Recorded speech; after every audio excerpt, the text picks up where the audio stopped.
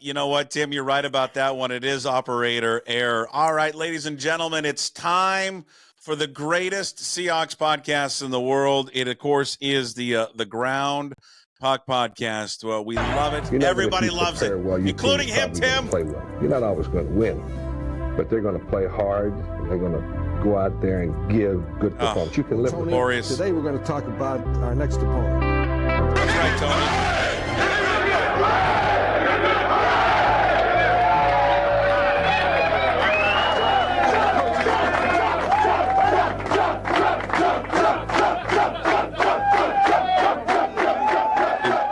Established this many times, the greatest head coach in Seahawks history. It's the Ground Puck Podcast, all talking Seahawks here with Curtis Crabtree, Fox 13, and of course Tim Booth, now of the Seattle Times. Was that your first story this past Friday, or it came out Saturday on the Sonics? No, on the Sonics, yes, but I wrote like 5 stories last week. So that's good. Good thing I paid attention. Yeah, thanks for reading, Jason. Really appreciate that. Well, now I feel like a real a-hole. Maybe I just didn't. I wasn't looking at who wrote the story. God, jeez, I got to make notes. Be a better coworker / friend here with Tim Booth. All right. Well, we haven't talked since the Thursday night debacle. We did not do the show on Friday. Wanted to keep you guys at your normal time here on Mondays. I'll just ask both of you right off the start. Just what did you think of Thursday? Your just kind of opening statements. Curtis, go ahead. We'll start with you first. Yeah, I think Thursday's loss wouldn't feel as bad if it hadn't come off the heels of the Giants' loss the week before. And having those happen 5 days apart certainly increases the despair among fans for those the losing streak that they're on, for sure. But I mean, the game against the 49ers wasn't super clean by any stretch. They allowed another running back I've not heard of to almost go for 100 yards on them. They're really still struggling on that side of the football more than anything. And Geno's not getting enough help on the offensive side. Certainly one of the picks was on Geno, the one to Tyler Lockett, forcing it downfield early in the game and such. But when there's such a slim margin for error because you're allowing 35 points a game right now on defense, you're occasionally going to make the one mistake too many. And I think that's what happened with Geno this last week. I mean, he's being pressured a ton right now. They're not getting much support from the running game. They're playing from 10 points behind pretty frequently. So all of these things kind of go into the point where they're not able to get a win against the 49ers team that continues to show that they are better than the Seahawks when it comes to playing them head-to-head on the football field. Tim, what about you? Your takeaway from the game Thursday? So what did we take away from Washington losing to Iowa on Saturday? We took away that they got their ass kicked on the line of scrimmage. What did we take away from the Seahawks losing to the Niners on Thursday? They got their ass kicked on the line of scrimmage on both sides of the ball. They've been lingering issues that we've seen pop up for the last, really all season, but really the last 3 weeks. And they kind of all came to a head on Thursday night. Like, the offensive line was bad. There was no semblance of a run game. Geno was pressured in the same way he's been pressured the last few weeks. It's starting to lead to mistakes, as Curtis pointed out, that the first interception is on him because he probably feels like he has to force that ball, they have to take advantage of every scoring opportunity they have, because the offensive line just over the long term of a game is not going to hold up. The defensive line is a sieve right now, just letting guys Isaac Garendo or whatever his name is, like, just running freely in the secondary. Whoever the backup was to Jordan Mason, who's the other guy whose name I can't remember right now, like, he's running like crazy. So the line of scrimmage should be all bells, alarms, whistles, whatever going off right now about the problems that you're having on both sides of the ball up front. And there's no we've talked about this for a couple of weeks now. There's no easy corrections, at least on the offensive side. There's no magic guy you can put in there and all of a sudden your offensive line is going to be shored up. So to me, Thursday was just another sign of how kind of tedious the situation is, or tenuous the situation is on the line of scrimmage right now. How much blame, Curtis, does John Schneider take in all this? I looked this up. And without you, maybe you looked it up earlier. Do you know who their last Pro Bowl offensive lineman is? I saw you ask the question. I didn't look it up, so I have thought about it a little. I think, did Justin Britt make one? No. Okay, so then if it wasn't Britt, then it's going to be a while longer, probably back to like a Max Unger or something. You are gonna, Tim. You got a guess? I was going to say Russell Okung, maybe. Okay. Well, Russell Okung would be correct. That was the last offensive lineman to make a Pro Bowl that was drafted by John Schneider, and that was in 2012. Unger had made it in 12 and 13, but he wasn't drafted by him. I don't think – I want to double-check on Britt because somebody else had brought up Britt, but I don't think Britt did. Maybe he made it as an alternate, but I don't think he did. And I looked at this, and I tried to double-check it like 3 or 4 times. You're going to laugh who it was. It was in 2021. And then I think I know who it is. Yeah, Dwayne Was it Brown. okay. Dwayne Mark Brown. Lewinsky had a big year with Indianapolis. I thought he might have got there as an alternate. But Dwayne Brown was the last Pro Bowl offensive lineman, and again, that was a trade. I forgot how long he actually played with Seattle. But 2021. But a guy that the Schneider drafted is, we're 13 years ago. This offensive line, Curtis, hasn't been good since that last Super Bowl run, and someone asked me this question over the weekend, and he's extremely culpable. At what point does this blame get shifted to the guy who puts this team together? Well, it's a reality of trying to manage a salary cap where you've got, at some point when you've got a collection of pretty good players and stars making good money, you have to take a trim somewhere. And they have pretty consistently taken that trim on the offensive line. And it's just the reality of how they've built their team out, thinking that they can do enough to make that position work okay. And maybe if they weren't on their third string, right tackle, where Abe Lucas was actually playing, that would be a little bit better off. But the interior of the offensive line, you can't really. There's more, I think, you can point to on that front because you did go out and sign Laken Tomlinson this offseason. You've drafted, a couple of different right guards in Anthony Bradford and Christian Haynes the last couple of years.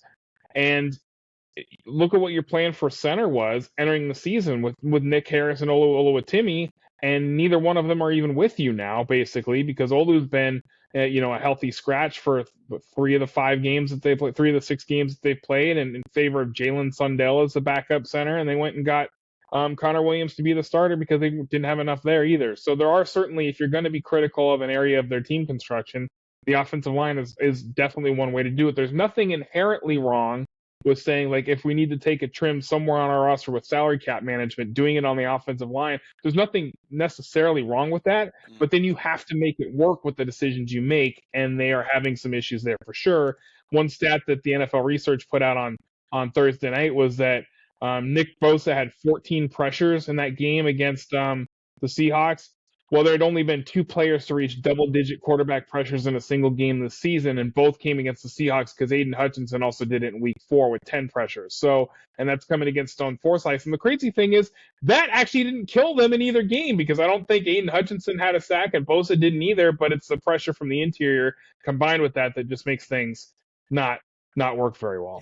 Tim, what has led to this strategy of just not prioritizing this? And I know someone's going to say, well, they do prioritize this. They've drafted, you can rattle off a bunch of guys they've drafted, but those draft picks haven't worked, and they haven't spent in free agency real money on offensive linemen, or even at that point, even guys that they do draft, they don't re-sign them. What has led to that? And really, I mean, this isn't even a debate. It's been a failure since 2014. You won a Super Bowl with a quarterback on a rookie contract, and then all of a sudden you had to pay him. I mean, that you can trace this. Yes, even before they won the Super Bowl, this offensive line was not an area that they were spending a lot of money on. I mean, Paul McQuiston, Breno Giacomini, they weren't guys that cost you a whole hell of a lot of money to bring them in and be a part of that offensive line that won you a Super Bowl and got you back to another one. But right after that, what did you have to do? You had to start paying guys. You had to start paying Marshawn. You had to start paying Russell. You had to start paying Sherm. You had to start paying Cam. And all of a sudden, as Curtis pointed out, your priorities start to go elsewhere as to where you need to spend the bulk of your money. And what is the one area that is probably the easiest to find replacement level comparable talent without having to break your budget, it's probably, in theory, it's probably the offensive line, because think about a defensive line. You still want to have elite pass rushers. That's still a premium position. Linebacker might be the one other area that you could go, somewhat cheap on. But as we've seen this year, there's some issues with the linebackers, and they kind of went cheap in that position going into this season. So you have to take into account the totality of what your salary cap is and where you have to spend your primary dollars, because of what the premium positions in the league are going to cost you to put together a team that can be competitive. And oftentimes, cutting corners on the offensive line is a strategy that teams can use, and it's clearly a strategy the Seahawks have gone with.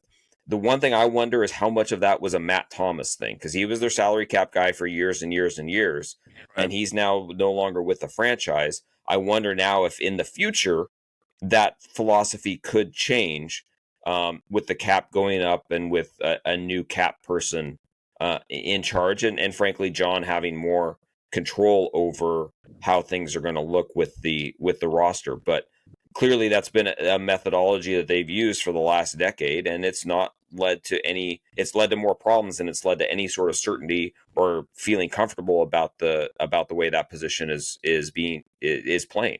And Tim, they've had new offensive line coaches. Scott Huff is widely credited for transitioning the University of Washington's offensive line this past few seasons. He's the new offensive line coach with Seattle. I mean, they keep changing guys, but the results just continue to be the same. I mean, is it misidentifying talent? And Curtis, you follow up after Tim. Is it misidentifying talent, coaching, like offensive linemen not good anymore, or like they once were in college? But there are plenty of other offensive linemen in the league that other teams have that are fine. But why is it such a mystery here to solve it? Well, let's take this year's offensive line. Let's look at the current, before we start looking back at the past.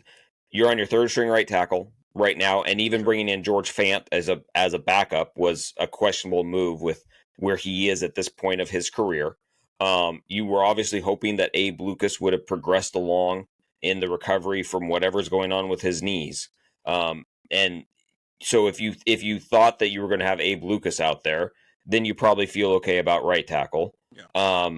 Left guard, Laken Tomlinson, he's a durable veteran, but he's a veteran, and he has played a lot of football, and there was obvious concern about him coming into the season to begin with. Charles Cross, you felt okay about. Curtis mentioned center. It was such a mess that they had to go get Connor Williams, who it still feels like is working his way back into being somewhat of what he was before the injury last year with Miami. And that's a difficult transition to come back from an ACL and to try and be thrown in with 2 weeks left before the start of the season. And then right guard is the one area where it feels like it was just a misidentification. Like you and a lack of development to this point. Like you drafted Anthony Bradford because he was a road grader, run blocker at LSU. And he is, if you feel like he had developed, he's clearly plateaued at this point and is not someone you can put out there and feel comfortable about the performance he's going to give. And then Christian Haynes, I mean, there's got to be a level of disappointment he didn't win the job outright coming out of camp. I mean, he was considered the most draft-ready interior offensive lineman coming out this last year, or play-ready interior offensive lineman coming out of the draft this last year. And the fact that he didn't win the job in camp, that feels like a misidentification at this point. Now, he could develop throughout this season and be serviceable to steady by the end of the year, but for right now, it feels like it's a miss. So I don't know how much coaching you can put that on. I don't know how much you can put that on the scouting staff. It's just the reality of what the situation is with this current group as you look at it right now. If you go back in the past, I think you can definitely find situations where they've just missed. They've thought guys were going to be something more than what they are, and they've just flat missed on either the development side or the scouting side in thinking that they were going to be players that they could use and be good players for them. Curtis? Yeah, it's probably got to be a little bit of everything, right? At the end of the day, in some form or fashion. But in some ways, it's probably similar to like the Mariners trying to find their offensive pieces here the last couple of years with the budget that they've imposed on themselves and coming up, a little bit empty on that front. Whether it's the Colton Wong, Jesse Winker, AJ Pollock, Tommy La Stella, Jorge Polanco type acquisitions, you can go into it and say, yeah, there's a logic with these moves that we make, to some extent. There's not, like I said, there's nothing wrong necessarily with deciding that offensive line's where you need to budget, but then you have to make the right decisions within your budget, and they've missed on some of those calls. And ultimately, that's why they haven't been able to piece things together to where they do need to go trade for Dwayne Brown mid-season to go fix their offensive line when they're in a competing window for playoffs, a deep playoff run back in the day, and go get Connor Williams right before the season now because their center plan's not working out, and trying to find a way to patch up the guard spots, because as Tim mentioned, there's not exactly like anything else they can really turn to at this point. Your roster is your roster. So unless you can go find a guard that some team is willing to part with when there's not many teams out of the race right now, and bring him in and then get him up to speed in your system, which seems like it's a tough ask to for an offensive lineman on a quick turnaround basis, I think they kind of just got to wear it with what they have and find a way to get better with it. And ultimately, that might be something that's not able to that doesn't allow them to get to the ceiling that they want to get to. Yeah, I mean, it's weird, right, Curtis? They were benefited so much from the Wilson, rookie contract, and I wonder, how all teams operate differently with how they want to spend their money, where they want to allocate their money. Going back to what Tim's point, earlier was, back then they did at least have the most amount of money was kind of tied up in those guys and that offensive line, and probably led to a lot of their success. I mean, it's a cliche every time we talk about, what are the keys to the game, and it's, inevitably someone will say, well, whoever wins the trenches, and everyone laughs. Oh, that's really, really deep. But I mean, football is a pretty simple game. I think we overcomplicate it a lot. But it really is who's going to, win up front. I mean, that really is the story. I'm sure there's going to be plenty of examples out there, maybe in the league, of teams that have spent money on offensive linemen, but it's just a philosophy that they just don't subscribe to. And honestly, it's hurt them, and it's hurt them in what will prevent them from ever probably getting back to a Super Bowl if they don't figure this out. And I'm just curious how much more time he's got to figure this out. I mean, I'm not trying to run John Schneider out of town here. They're 3-3 after 6 games and all that, but this is an issue that has been going on for a very long time. And when they had Wilson, he saved them because of his ability to scramble and get out of trouble. And we always thought, well, maybe he was scrambling into some of those sacks, and it wasn't always the offensive line's fault. But then we're seeing it now with Geno, and Geno's not exactly, right, Curtis, a statue back there. He can move. But if you don't have time to throw the football or consistently run it, you're just, I mean, it's going to be a problem. And it's been a problem for these guys. And I guess there's no quick fix for it, right? Yeah, I mean, ultimately, like, I don't fault them during the Russell area for not prioritizing offensive line, because tell me which star Seahawks player that everybody loved from that area you didn't want to sign in favor of a Breno Giacomini type instead. Like, would you want KJ to have walked to make sure you keep an extra lineman on the roster, or Cam, or so, so like, I don't think they were going to make that trade-off to add an offensive lineman instead. And I don't think any of the fans necessarily would have wanted them to, but it comes with the trade-off that they didn't quite make the offensive line work with what they had.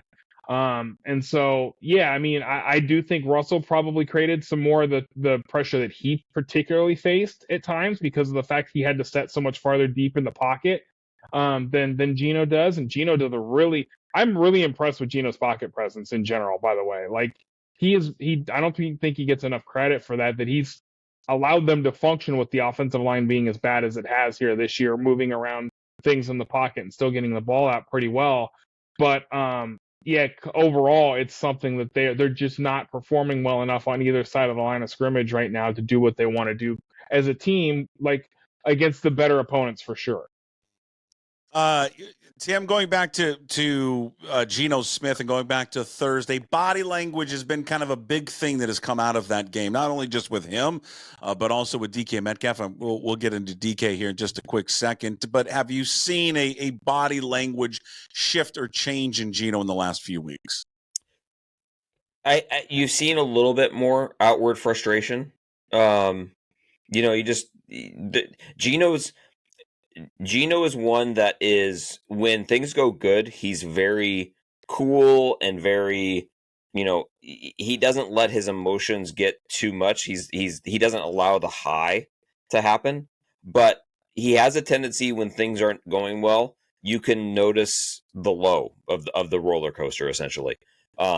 And it felt like there was a little bit more of that showing up against the Niners on Thursday night. So it's not bad body language. It's not I think what Geno is aware of is, he feels the frustration that's evident, or that the feeling of that's in the stadium. Like if things aren't going well, he kind of has a tendency to show a little bit of that, and he's showing exactly what every Seahawks fan that's in Lumen Field is feeling in that moment when they have a 3-and-out or on the interception. Or another run play gets blown up because there's no offensive line blocking. He has a tendency to let a little bit of that emotion show, and frankly, it's a good thing. I think you don't want. I mean, we had Russell the robot for how many years? Where sure. I think it's kind of refreshing and good that you have a leader who's willing to show his frustration, who's willing to show that it matters to him, to that level that he's destroying a Microsoft Surface on the sideline, or you can tell as he's walking off the field how pissed off he is about what just took place. So I don't have a problem with it. I don't think fans should have a problem with it. I think actually it's a good thing to have your quarterback showing some of that general frustration that everybody else is feeling watching them play. Yeah. I had the Surface thing. I don't care about at all. Like whatever. It's a game of emotions. It's. I don't think people realize the amount of just emotions that go into it for football players, and then you're asked to kind of dial it back right on the fly. I mean, it's hard. What about for DK though, right, Tim? I mean, this is something that he has struggled with a lot throughout his career. Is just handling his emotions. Sometimes it gets to the point, right? It takes him out of games. I don't know who he was talking to on the headset. I would assume that was Ryan Grubb, who he was talking to, and then angrily threw it away. But he didn't have his finest game. I mean, they probably equally shared blame on the second interception. Both whether he ran the right route or didn't run it correctly. Geno threw it late, but it seems like both were to blame for that one. I thought the one that was, I guess, worse than that was towards the end of the half. A ball that was underthrown by Geno, Tim, but he didn't do much to try and A, go get it, and B, slow down to incur a pass interference. There was the effort level on that one was suspect, I thought. So I'll take it in reverse order. I didn't have a problem with the throw at the end of the first half, because I think DK is thinking, one, Geno typically doesn't underthrow that ball. I mean, Geno's got great arm strength. That's a ball that Geno traditionally leads him out on. I think he's thinking, as that ball's coming in, it's a touchdown. It should have been, frankly, a touchdown. And I would chalk that play up a lot more toward Geno making a poor throw and not either seeing DK early enough in the route or not getting him the ball out there so that he could run under it. So I don't necessarily criticize him for that one. I will criticize him for the interception though. I mean, you watch that play, every team typically has some sort of rules about, if you see this coverage, break it off this way, run the route like this. There's nothing there that says DK should have gone upfield on that route. He should have, everything should have said, keep coming across the field because you have no one in front of you. And if you catch that ball and Geno hits you in stride, it's a 30-yard gain. Maybe it's a touchdown, just with the way the coverages were on that play. So I put that one. Now, again, we don't know what their rules are for how they see coverages. It clearly was a miscommunication to a large extent. but I would put a lot more of that one on DK for breaking it off the way he did, and put a lot less of that on Geno, because I think Geno saw that play and saw the coverage correctly. The DK grabbing the headset and whatever, I mean, I don't know. You've seen guys blow up at coaches on the sideline. Sure. This was his way of blowing up at a coach over a headset. So I don't know. I think we make more out of it than we do. I would be more concerned if it was DK blowing up at an opposing player and getting a penalty than him grabbing the headset and yelling at his offensive coordinator to figure out whatever it is that he wanted figured out about what their offense was doing. Curtis, though, but do you sense a shift here in the last few games? I mean, you got the Giants game. He's slumping. He's got his eyes closed and all that one. I don't think it's a good look, but again, maybe I overreact to this stuff. What has been your take on him for the last few weeks? For who, DK? Yeah. Yeah, I mean, if you do put the interception at the end on DK, and I would tend to put it at least more on DK than on Geno, you can make the argument that's 3 straight weeks that he's had a turnover, DK specifically. So in that regard, he has to be better on that front at this point. And I know last week I said every once in a while a fumble's going to happen and such, and that's true. And I don't think he was being cavalier with the ball a week ago, but at the end of the day, it's a turnover, and now they've got 3 straight weeks in a row where DK is involved with a pretty pivotal one for them in games. So that's probably the more frustrating part. And it goes back to what I said off the top. You can deal with kicking the game to the 49ers if you didn't lose the one to the Giants on Sunday the week before. You have to win the games you're supposed to win, against teams that you're better than. And think about these seasons that they've had where they've missed the playoffs here. You can typically point to one game where they've been at home where they've lost a game to a team they should beat, and it's come back to bite them. The Giants were one of them, led by Colt McCoy a couple seasons ago, beat them in Seattle. And then there was a game against Washington in 2017 where they allowed Kirk Cousins to throw to, I think it was Jahan Dotson and somebody else on a quick strike drive at the end of the game to beat them there, and that kept them out of the playoffs, I want to say, in 2017. So that's a game that's probably going to come back to haunt them. If they miss the playoffs, that Giants game is going to be the one they really, really are frustrated by at the end of the day. And I think that's why when you have the 2 losses that they'd had coming off that Giants game and seeing that game going the way that it was here on Thursday night, why that frustration probably showed up like it did.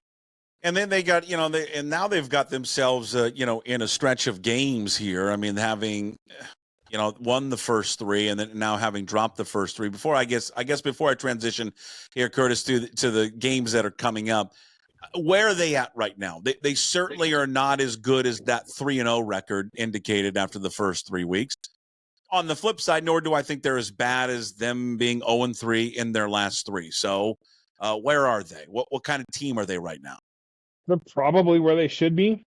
Maybe they shouldn't have gotten one of the first 3, and they probably should have got the Giants game. If they played at the level that they should have. So now it's about you're in position. You've allowed yourself some growing pains from the new coaching staff and the new players, and trying to get up to speed with everything that you've had. Missing Abe Lucas for the entire season and Uchenna Nwosu for all of about 20 plays this year. They've had their injuries they've had to work through, but every team does, and they have to find a way to make sure that they're taking care of the things they can take care of with, being a little bit better on the line of scrimmage on both sides of the football, finding a way to get their run fits better on defense, because that was a big problem on Thursday night. I think the linebacker level struggled with getting into the wrong gaps at times, and that allowed some of those runs to spring.